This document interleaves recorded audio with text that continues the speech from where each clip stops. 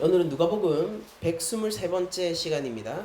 과부와 불의한 재판장의 비유라는 제목으로 누가복음 18장 1절에서 8절까지의 말씀을 전하도록 하겠습니다.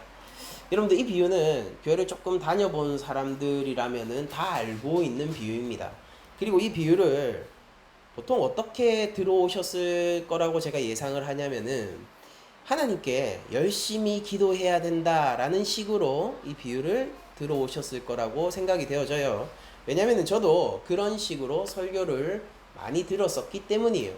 그래서 오늘 본 비유를 사람들은 지성이면 감천이다 라는 속담과 주로 비슷한 뜻이라고 이해를 하곤 합니다. 그러니까 하나님이 죽을 힘을 다해서 열심히 기도하는 사람의 기도를 반드시 들어주시니까 믿음을 가지고 기도 열심히 해라 라는 식으로 이해를 하게 된다라는 것이죠. 그러나 우리가 이런 식으로 본문을 해석해 버리게 되면은 본문의 실제 의도, 원래 의도를 충분히 반영하지 못하게 됩니다. 제가 늘 말씀드리고 강조드리는 것이지만은 우리가 성경이 하나님의 말씀이라면은 그 하나님 말씀 전체를 받아들여야지 내가 듣고 싶고 유리한 것만을 일부 차용하거나 편집해서 받아들이면 안 된다라는 거예요. 그러니까 오늘 본문도 우리가 원하는 부분만 포커스를 놔두고 지성이면 감천이다 라는 식으로 기도 열심히 해라 라는 본문으로 받아들이는 것이 아니라 본문이 이야기하는 모든 단어들요. 왜냐하면 성경은 글자로 구성되어 있잖아요. 이거의 원문은 특히나 코인의 헬라어입니다. 그 글자로 구성되어 있기 때문에 그 글자들을 전부 다 놓치지 않고 받아들이는 형태로 해석을 해야 되는 거예요. 알겠죠? 자, 그러면은 우리가 18장 1절을 보면은 이미 예수님이 결론을 내어주면서 이 비유를 하십니다. 그러니까 우리한테 이 해석학적 창이 있는 겁니다. 그쵸?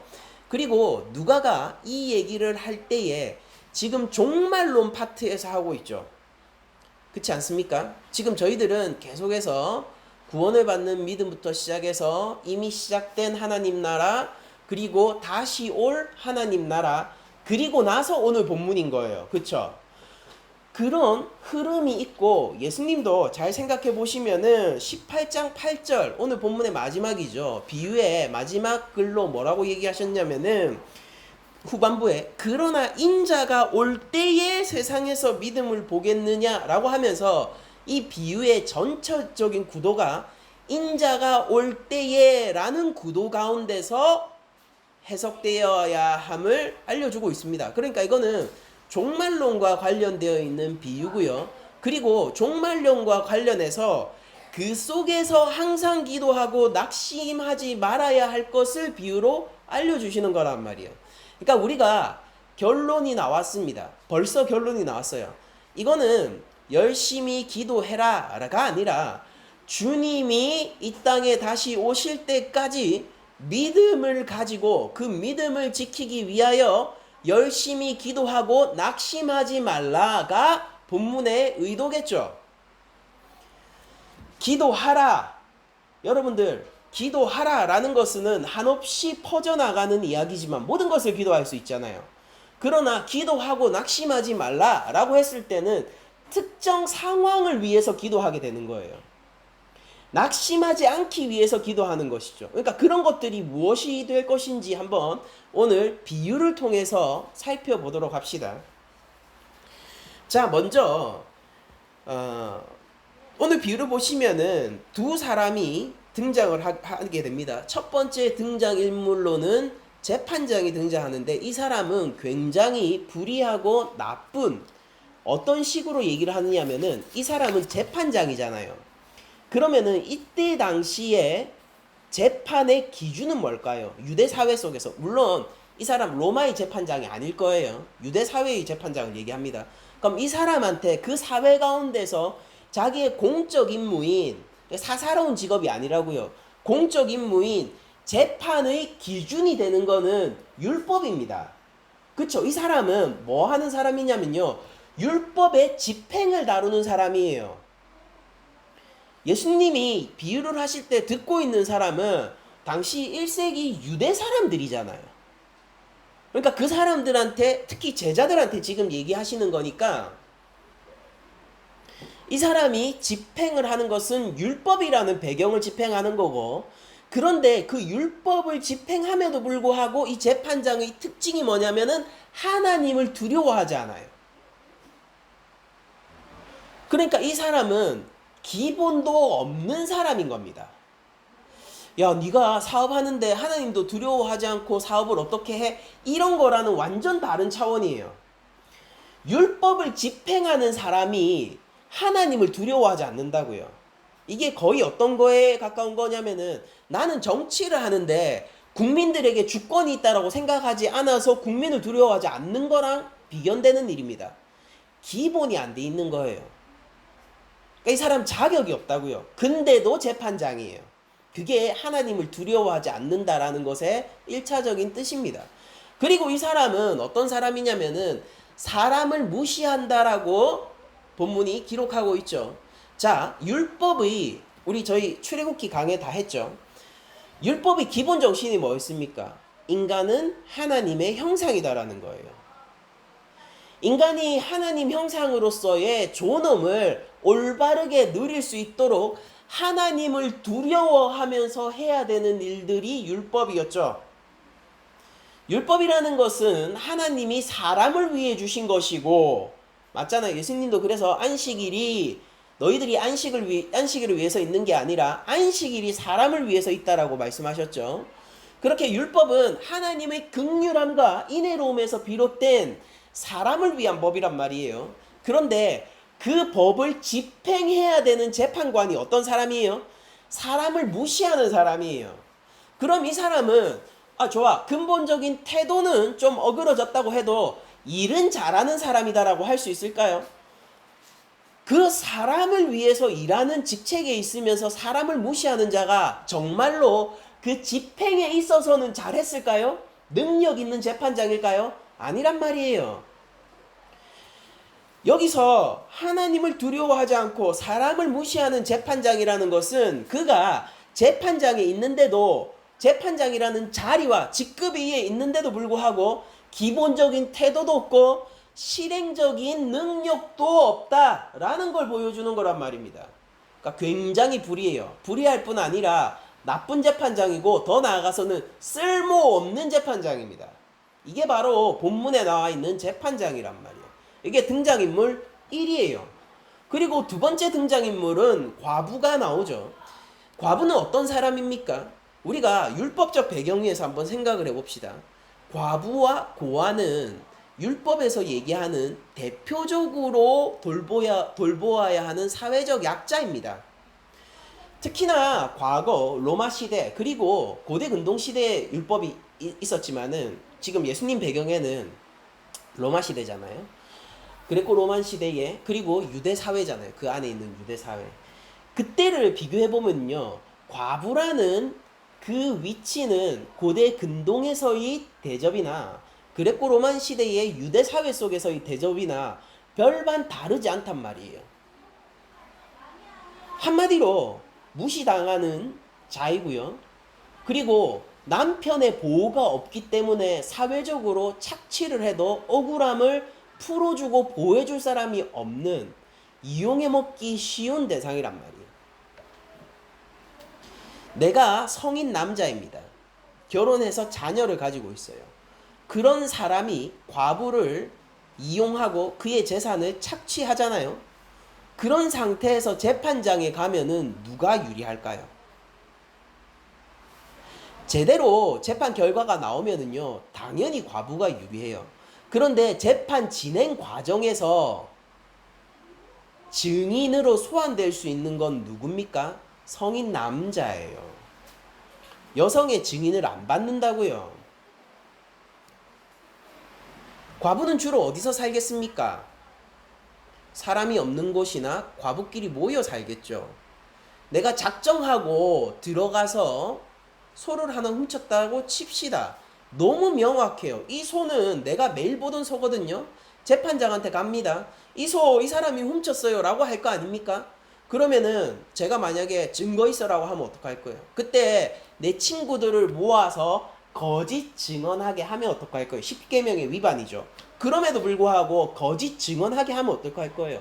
그때 이 사람 나랑 같이 술 먹고 있었습니다. 그때 이 사람 나랑 같이 밭에 있었습니다. 그렇게 내 친구 남자 세 사람이 증언하면 어떻게 될까요?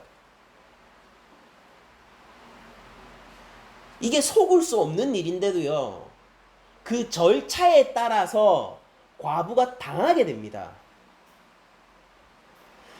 오늘날의 재판 시스템과 당시의 재판 시스템은 이렇게 하늘과 땅만큼이나 큰 격차를 가지고 있는 거예요.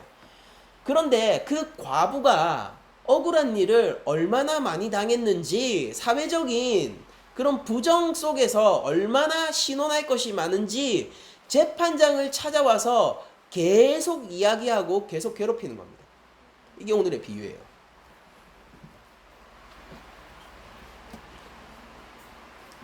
그러니까 여기는 재판장 같지도 않은 재판장과 재판장이 가장 필요한 사람이 등장하는 거죠. 불의한 재판장, 과부, 이거를 조금 더 쉽게 말씀드리면은 지금 이 순간 재판장이 가장 필요한 사람과 가장 재판장의 자격이 없는 사람 사이에서 일어나는 이야기란 말이에요. 1차 청중들은 이 구도를 단번에 이해했죠. 왜냐면은 자신들이 지금 살아가고 있는 세계니까.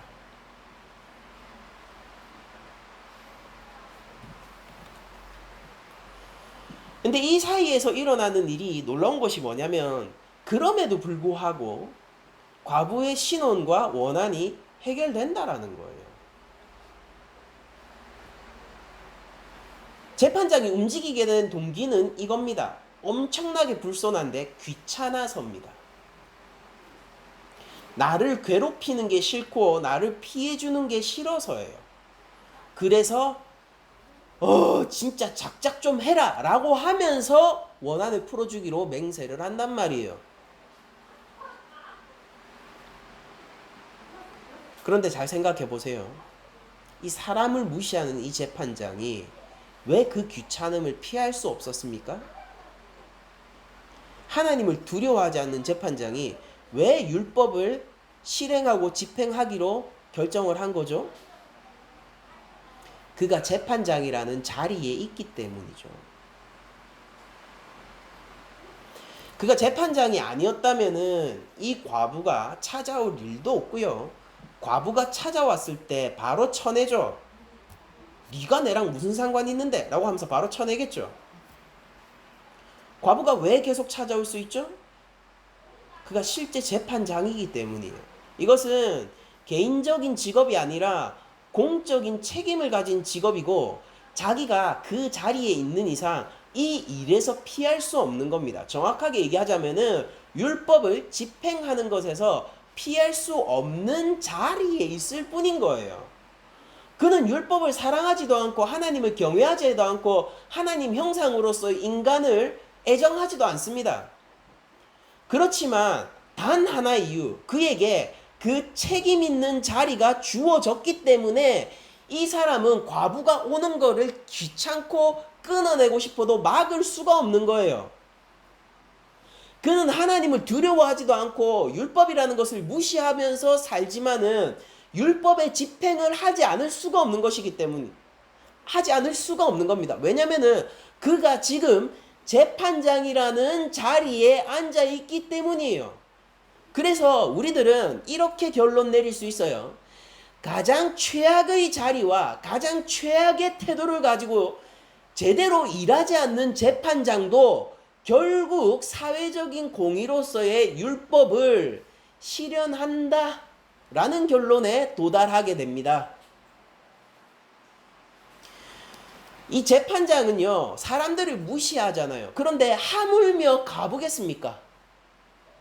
이 재판장이 사람을 무시하는데 하물며 고하겠습니까? 다른 사람이 과부를 무시한다면은 이 재판장은 더욱 그러하지 않겠어요? 그래도 자기가 재판장 자리에 있기 때문에 과부의 억울함을 들어줘야겠다. 그것도 이유가 뭐예요? 너무 불손하죠. 귀찮은 때문에라도 이 과부의 억울함을 풀어줘야겠다라고 생각하는 게 너희들의 상식 아니냐라고 예수님이 질문하시는 거예요. 그러면서 이렇게 얘기하죠. 하물며 하나님일까 보냐. 과부는 지금 핍박받고 있는 하나님의 백성들이 맞습니다. 비유상 그것은 동일한 위치를 점해요. 그런데 불의한 재판장과 하나님은 동일한 위치입니까? 아니죠. 불의한 재판장은 공의로우시고 선하시고 인자와 사랑이 많으신 하나님의 가장 반대편에 위치한 자라고요. 누가 하나님한테 매달리면 하나님이 들어준다라고 얘기하는 거예요. 하나님이 불의한 재판장이에요? 이거는 불의한 재판장한테 해야 되는 행동이잖아요. 근데 누가 지성이면 감천이라고 얘기하는 거예요. 하나님 붙들고 하나님 멱살 잡고 내가 하나님 기도 이거 들어주시지 않을 때까지 내가 절대 하나님 안 놓을 거예요 라고 하면 하나님이 들어주시는 거예요. 우리 하나님을, 우리의 아버지를, 우리를 위하여 독생자를 주신 우리의 아버지를요, 죄에서 사망으로 건지시고 그를 위하여서 영원 가운데 끊어질 수 없는 성자를 우리에게 주신 우리의 아버지에게 우리가 어떤 모독을 하고 있는 거냐고요. 오히려 이 본문이 얘기하는 것은 너희 하나님은 너희의 작은 억울함과 작은 신음에도 응답하시지 않겠느냐를 얘기하고 있는 겁니다. 하나님의 가장 반대편에 선 재판장도 귀찮음 때문에라도 너희들의 억울함을 풀어주고 신원해준다면은 하물며 너희를 사랑하고 너희를 붙들고 있고 너희를 눈처럼 지키시는 그분께서는 너희의 기도를 당연히 들어주시지 않겠느냐. 그러니 밤낮 신원함을 위하여서 기도하고 있는 너희의 마음을 아버지가 왜 모르겠느냐라고 얘기하고 있는 거예요. 그러니까 제자들한테 얘기해주고 싶은 게 뭐냐면은 하나님을 불의한 재판장처럼 여기지 말라라는 거예요. 이걸 얘기해주고 싶은 거라고요. 네가 밤낮으로 기도하라를 얘기하는 게 아니라 네가 밤낮으로 기도하는 것을 어찌 모르시겠느냐라는 공감의 언어란 말이에요. 공감의 언어. 알고 있어. 그러니까 너의 아버지를 불의한 재판장처럼 무시하고 있고 귀를 막고 있고 응답하지 않는 분으로 생각하지 마라는 겁니다. 기도 열심히 하면 하나님이 이루어주시는 거예요? 저는 그렇게 믿지 않아요. 왜냐하면 저에게는 기도가 나를 주장하는 게 아니라 순종의 도구거든요. 예수님은 기도의 본을 이렇게 보이시죠. 하나님 나라와 의를 위해서 기도하라 라고요. 나의 자기 주장을 하라는 겁니까? 아니면 순종하기 위해서 기도하라는 겁니까?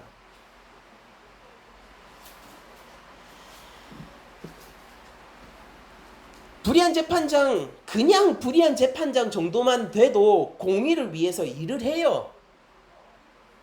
오늘 비유가 얘기하는 게 그건 거예요. 너희들이 상정할 수 있는 가장 최악의 재판장이라 하더라도 어쨌든 재판장이면은 공의를 위해서 일을 한다는 거예요. 하물며 하나님이겠습니까? 하물며 너희 하늘의 재판장은 더욱 그러하지 않겠느냐가 오늘의 본문의 의미란 말이에요. 밤낮 부르짖는 택한 하나님의 백성은 과부죠. 당연히. 그들이 왜 밤낮 부르짖는 거예요? 과부처럼 억울한 일이 있기 때문일 것 아닙니까? 그리고 왜 예수님은 하고 많은 사회적 약자 중에서 과부라고 지칭하셨을까요? 이 배경이 종말론적이라는 것을 알면은 곧 신랑 예수가 떠난 시간을 제자들이 살아야 함을, 신랑 예수가 그들 곁에 없는 시간을 신부 교회가 살아가야 함을 예수님이 암시해주고 있는 거란 말이에요. 여러분들, 우리의 처지가 어떻습니까? 우리의 처지는 참으로 과부 아닙니까? 우리 신랑 어디 계세요? 하나님 우편에 계세요. 우리 신랑은 왜 이 교회의 억울함과 어려움 속에서도 응답하지 않는 것처럼 보이는 거예요? 왜 우리 눈에는 하나님이 불의해 보이냐고요? 그러나 이 비유를 볼 때 우리에게 던져지는 답은 이겁니다. 하나님은 불의하지 않으신 거예요. 하나님은 우리의 억울함을 모르는 게 아니라고요. 하나님은 오히려 우리의 작은 신음조차도 괴로워하시며 반응하시는 분이라는 겁니다. 우리가 탄식 속에서 기도할 때 성령은 더 큰 슬픔과 탄식 가운데서 함께 기도하시고 계시다라는 거예요.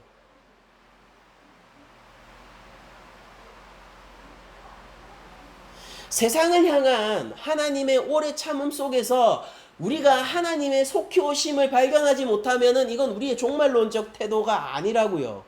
이거 제가 이상한 말 했죠.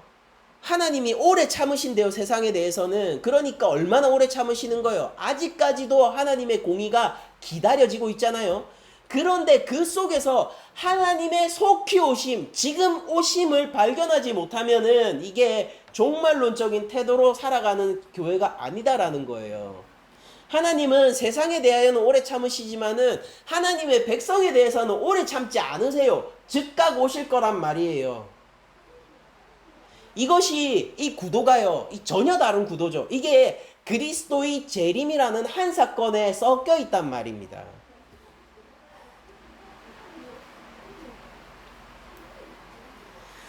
여러분들, 이 오늘날의 비유는요, 예수님이 지금 이제 십자가에서 3일 만에 부활하시고 하나님 우편으로 가신 이후,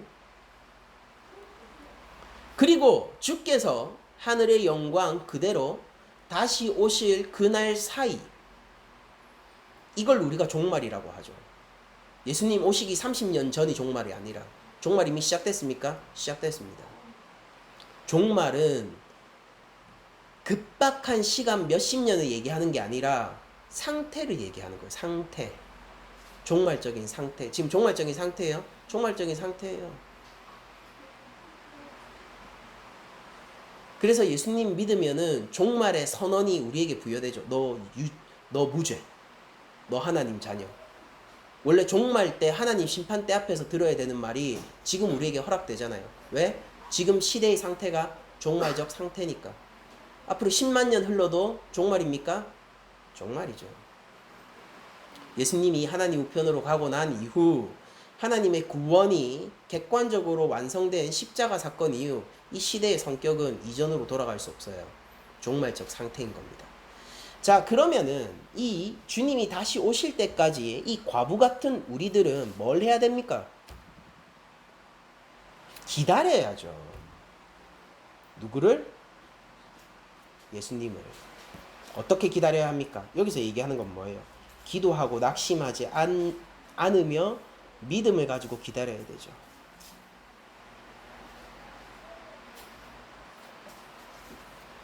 이 본문을 보고 기도가 그 범위가 제한되지 않는 자가 있으면은 이 본문 진짜 이해 못하고 있는 거예요. 본문을 보면은 기도의 범위가 제한돼야 돼요. 빨간 차 달라고 기도하는 게 아니라 기도가 제한돼야 된다고요. 주여, 이 믿음을 지키소서. 주여, 내가 순종케 하옵소서. 주여, 내가 내 신랑이 내 곁에 없는 것처럼 살지 않게 하소서.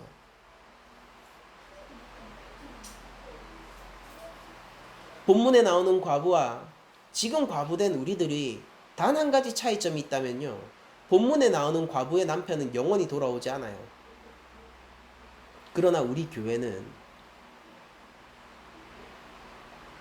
하늘 영광을 가지고 있는 신랑을 다시 맞이하게 될 것이고, 하늘잔치 속에서 어린 양 혼인잔치죠. 계시록에 나오는 어린 양의 혼인잔치 속에서 그 영광을 영원 가운데서 누리게 될 겁니다. 아가서에서 나오는 신부가 신랑을 찾아 한참을 돌아다니죠. 그런 갈망함이 우리 기도의 원천이라는 거예요.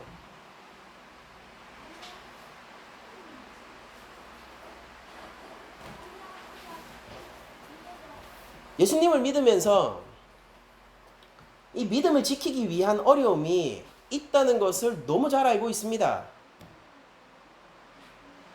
그렇지만 여러분들,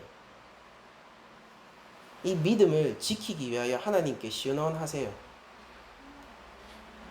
개인적으로 사사로이 복수심을 품지 마시고 하나님의 공적인 의를 기대하세요. 여러분들의 미움과 여러분들의 억울함이 여러분들의 영혼을 잠식하고 잡아먹게 두지 마시고 하나님께 그냥 울부짖으란 말이에요. 그러면은 작은 신음에도 반응하시는 우리 하나님께서 속히 성자를 이 땅에 보내실 거란 말입니다. 무엇을 위해 기도해야 됩니까?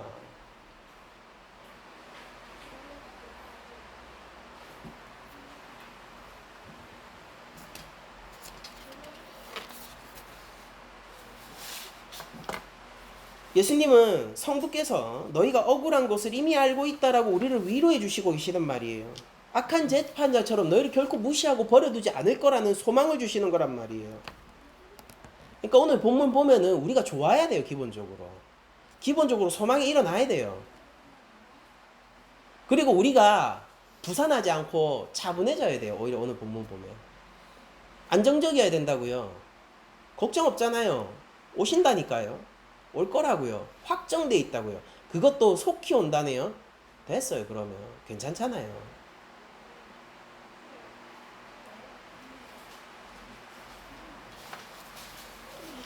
지금 제가 좀 놀라워하고 있는 것 중에 하나가 뭐냐면은 제가 금요일날 요한계시록 강해를 하고 있잖아요.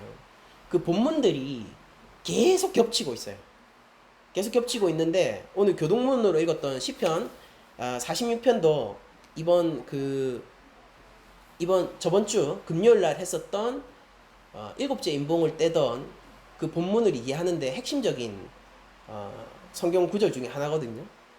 그리고 나서 오늘 본문이 나오고 그리고 나서 이번 주 금요일 날 뭘 할 거냐면 계시록 8장 2절에서 6절이죠.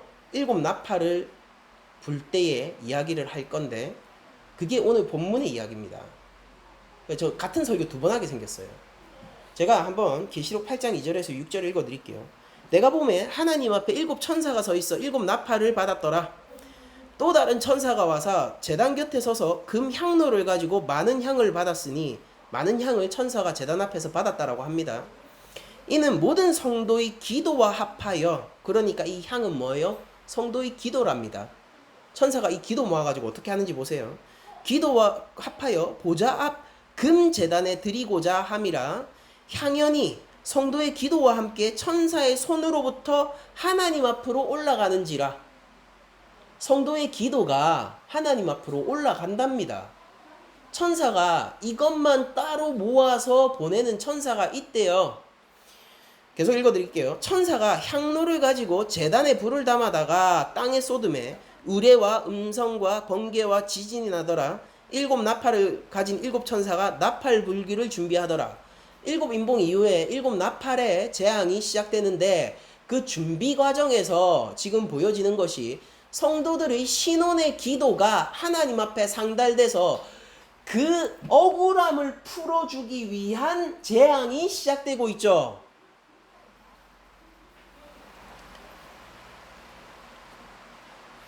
여러분들 그러니까 잘 생각해 보세요. 이 땅이 종말로 가면은 여러분들 하나님의 백성이면은 그게 왜 두려운 거예요 도대체? 그거 우리가 기도해서 억울함을 풀어주기 위해서 생기는 거잖아요. 그게 왜 두려운 거예요? 왜 오늘은 한국교회는 성도들한테 종말론으로 협박하냐고요. 종말론은 오히려 우리를 기쁘게 하는 소식이고 우리의 소망이 되는 소식입니다. 종말론은 우리를 안절부절 못하게 하고 우리의 삶을 성교 가야지 이렇게 만드는 게 아니라 침착하게 그 자리에서 믿음을 지키고 하나님을 더욱 바라보며 주 안에서 성숙한 그리스도인이 되기 위한 원동력이라고요.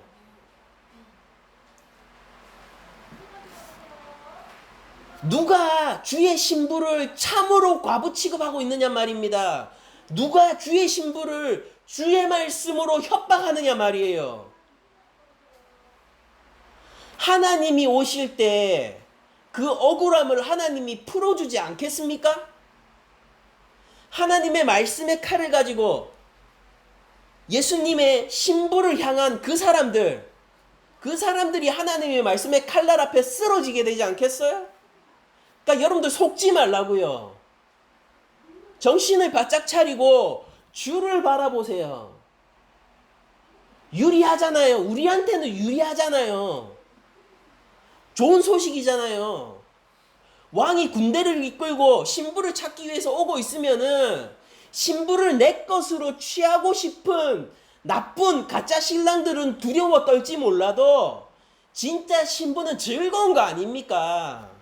지금 감옥에 있어도 위풍당당한 거 아니에요? 니 이제 곧 죽었네. 춘향이가 감옥에 있을 때 얼마나 억울합니까? 그런데 암행어사 출도요 하는 순간 감옥에 있던 춘향이는 어떻게 되는 거예요? 게임 끝? 유리한 거 아니냐고요. 주님 오신다니까요. 그게 왜 두려운 거예요? 그게 왜 우리 삶을 흔드는 겁니까? 그 자리를 지키세요.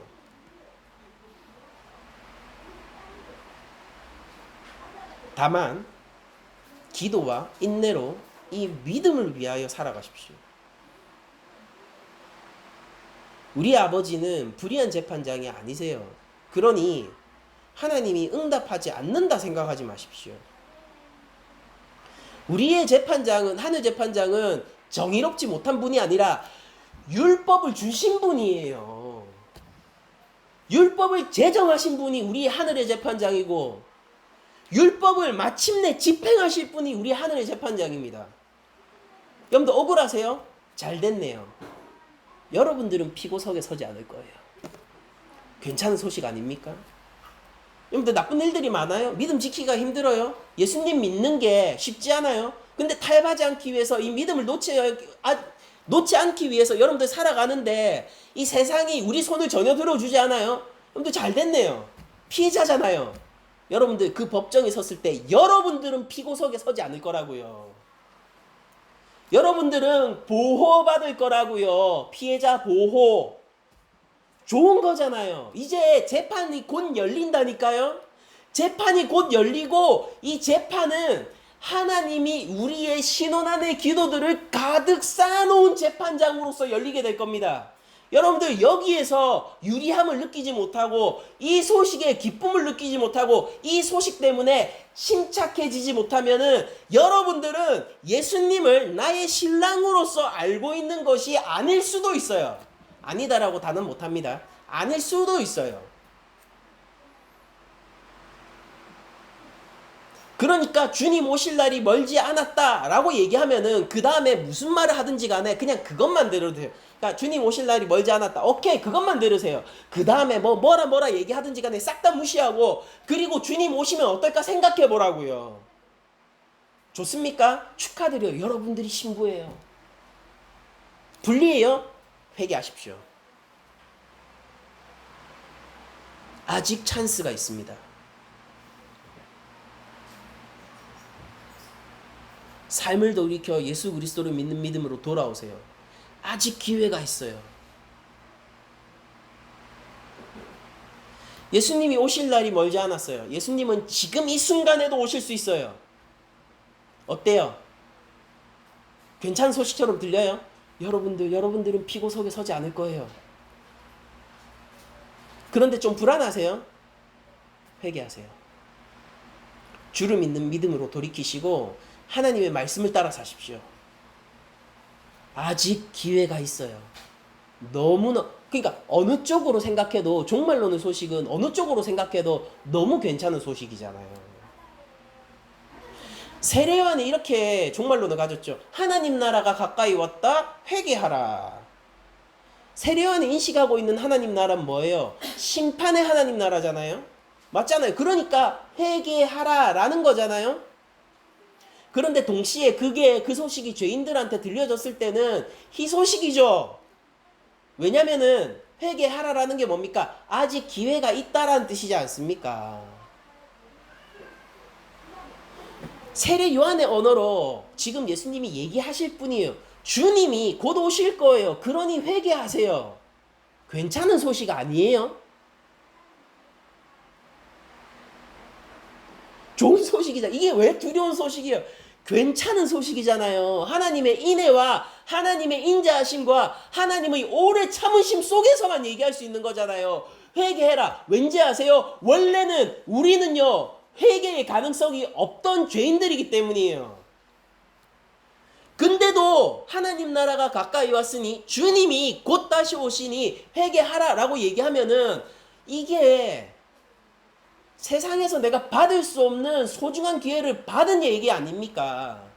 생명으로 갈 수 있는 얘기가 우리 앞에 떨어지는 거라고요. 그런데 하물며 예수 그리스도의 신부일까 보냐. 예수 그리스도의 신부는 더욱 어떠하겠습니까? 여러분들 죄인으로서 종말론 소식을 받아도 이거 사실 근본적으로 괜찮은 소식이에요. 그런데 예수 그리스도의 신부된 교회가 그 소식을 받으면은 오죽하겠습니까? 우리는 신랑을 죽음 가운데 잃어버린 자들이 아니라 다시 오실 왕을 기다리는 자들입니다. 이 구도 속에서 우리가 해야 될 일을 찾으세요. 억울하다고요? 개인적으로 복수하지 마시고 재판장에 가서 보자고요. 재판장에 가서 여러분들 재판 진행될 때 그런 거 있죠. 내가 억울한 일 당했는데 개인적인 복수심이 있는데 재판 진행되는 과정에서 내가 개인적으로 복수해버리면은 재판날 불리하게 작용하죠. 명예훼손으로 걸었어요. 실제 제가 명예훼손해서. 그런데 내가 도저히 못 참고 저씨 어떻게 명예훼손을 했지? 나한테 대해서 유언비어를 어떻게 퍼뜨리지? 하고 빵 때려버리잖아요. 그러면은 재판날 뭐가 돼요? 내가 폭행죄로 피의자석에 앉게 된다니까요? 피고석에 앉게 된다니까요? 그러면은 현명한 사람은 어떻게 해야 됩니까? 재판날을 기다리죠. 그리고 제가 계속해서 유언비어를 멈추지 않고 내 명예를 훼손하고 있잖아요. 그럼 어떻게 합니까? 그래 해봐라. 재판날 가서 보자 하고 벼르고 있죠. 대응을 안 하는 겁니까? 잘 대응하고 있는 겁니까? 잘 대응하는 거죠. 시편에 왜 저주시가 있습니까? 저주시가 있어요. 심지어 바벨론의 아이를 돌에 치는 자는 복이 있을 것이다 라고 시편의 저자가 노래합니다. 너무 잔인하지 않아요? 어떻게 그렇게 얘기할 수 있어요? 왜 그렇게 얘기하냐면은 내가 복수하지 않고 하나님이 빨리 복수해 달라고요.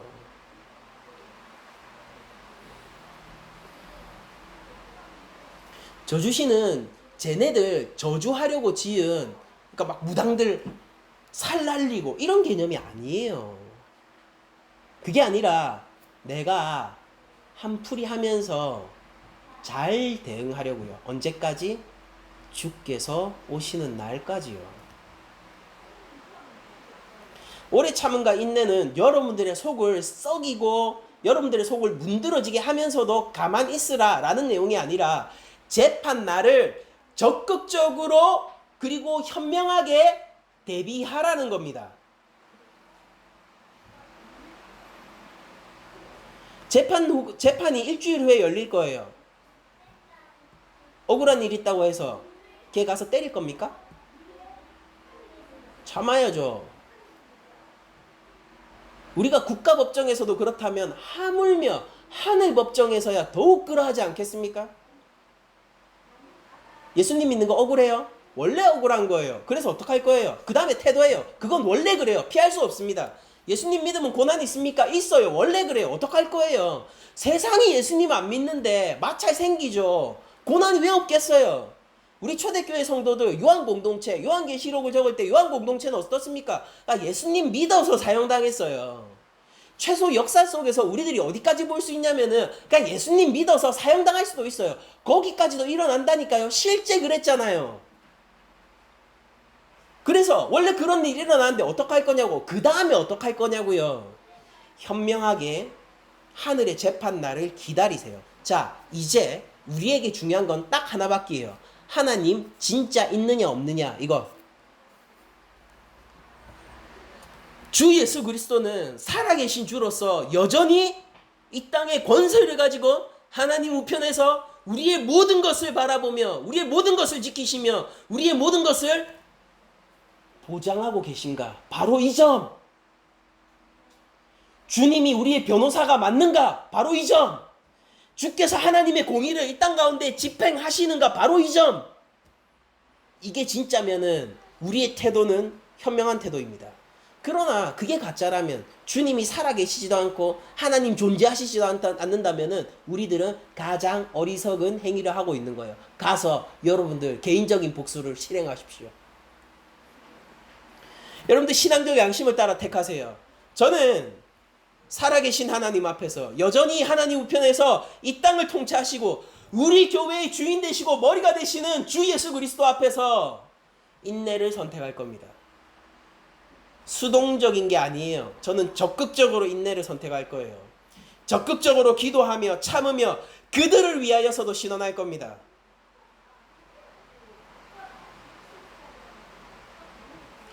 저는 하나님의 법정 앞에서 증거물로 서고 싶고 증인으로 서고 싶지 결코 피고 속에 서고 싶지 않기 때문이에요.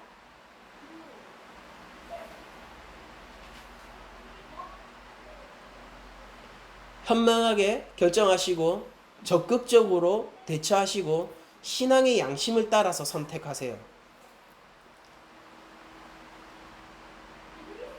핵심적인 키워드는 이거죠. 그래서 예수님은 나의 구주입니까?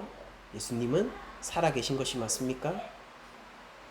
저는 이 두 질문에 대해서 예스를 클릭하며 되도록이면 여러분들도 그 길을 따라오시기를 권장드리는 바입니다. 마음을 굳게 세우고 예수님을 믿음을 확정시키고 하나님 말씀을 따라 이 삶을 살아가십시오. 요동치지 말고 잠잠하세요. 괜찮잖아요. 주님 다시 오신다니까요. 두려워하지 말고 담대하세요. 괜찮아요. 주님 오신다니까요. 억울한 일 당해요? 넓은 가슴으로 넘기세요. 왠지 아세요? 그거 절대 안 묻히기 때문입니다. 절대 안 묻혀요. 머리카락까지 세시는 하나님 앞에서 그 사건이 묻힐 리가 없어요. 그러니까 우리는 넓은 가슴으로 넘기세요. 그리고 하나님은 그것을 기뻐하십니다. 반대로 얘기하면 이래요. 그러니 여러분들 살면서 죄 짓지 마세요. 그 사건이 안 묻힐 거예요.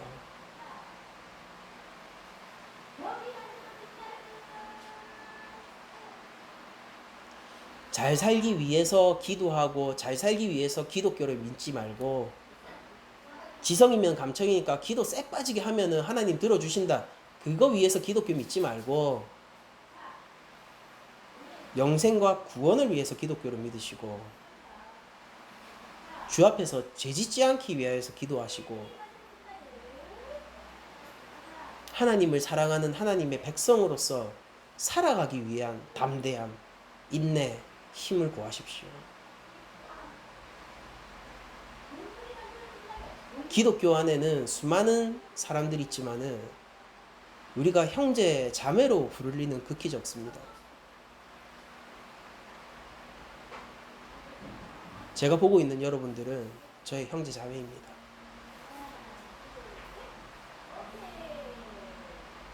믿음을 세우세요.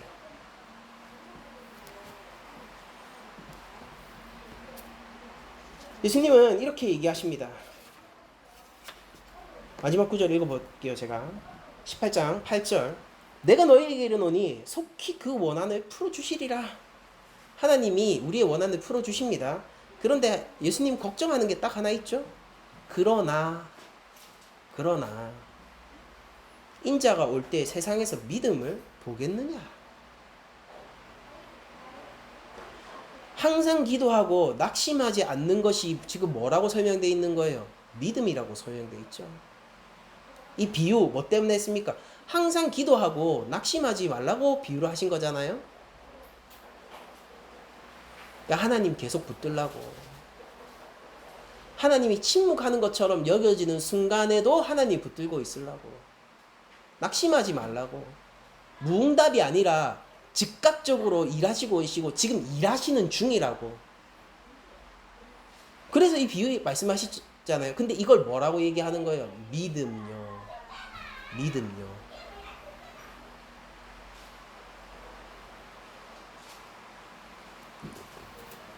예수님이 올 때 이 세상의 믿음을 보겠습니까? 예수님이 오셨을 때 그분의 오심을 즐거워하는 신부가 있겠습니까? 예수님 예전에 그런 예화를 들은 적이 있었습니다. 예수님이 어떤 교회에 들어갔는데 담임 목사가 쫓아 뛰어나가서 주님 오셨습니까? 정말 얼마나 기다렸는지 아십니까? 그런데 지금은 예배 중이니까 조금 이따 오세요 라고 얘기해요. 한국 교회는 그렇거든 라는 예화를 들어본 적이 있어요. 왜냐면은 예수님 오셨을 때에 사람들이 헌금 안 할까봐, 예수님 오셨을 때에 사람들이 자신의 노동력을 교회에 투자하는 순종을 안 할까봐. 왜냐면 예수님 오면 끝인 거잖아요. 그래서 예수님 예배 중이니까 조금 이따 오시겠습니까? 라는 그런 블랙 코미디가 한때 교회에서 예화로 있었습니다. 믿음을 보겠습니까? 주께서 이 땅에 오실 때 우리가 대답합시다. 주여 볼 수 있습니다. 우리가 여기 있습니다. 라고 우리가 대답합시다. 예수님이 걱정하세요. 인자가 올 때에 세상에서 믿음을 보겠느냐? 여기 낮은 자리 교회가 있습니다. 라고 우리가 대답합시다. 10처녀 중 5은 데려감을 받지 못하고 5은 데려감을 받습니다. 그러니 오직 깨어 기도하며 믿음을 지키세요. 그러니까 오늘 본문은 기도에 대한 본문이 아니라 소망에 대한 본문인 거예요. 오늘 본문은 여러분들이 종교적 열심을 이야기하는 것이 아니라 주를 사랑함을 얘기하는 거예요.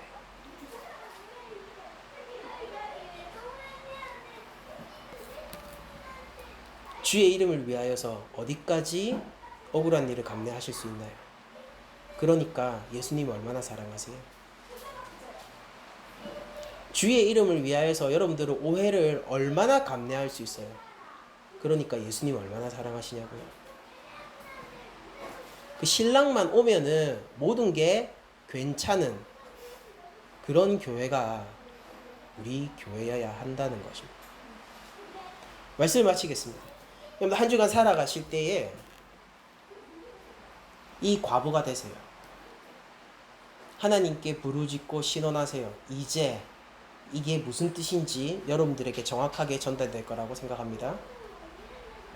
한 주간 주님을 바라시고 하나님의 구원의 손길을 느끼고 감사하며 예수님을 사랑하는 주의 이름을 위하여서 고난을 감내할 수 있는 우리 하나님의 자녀, 교회 여러분들이 되시기를 축원하면서 모든 말씀을 마치도록 하겠습니다.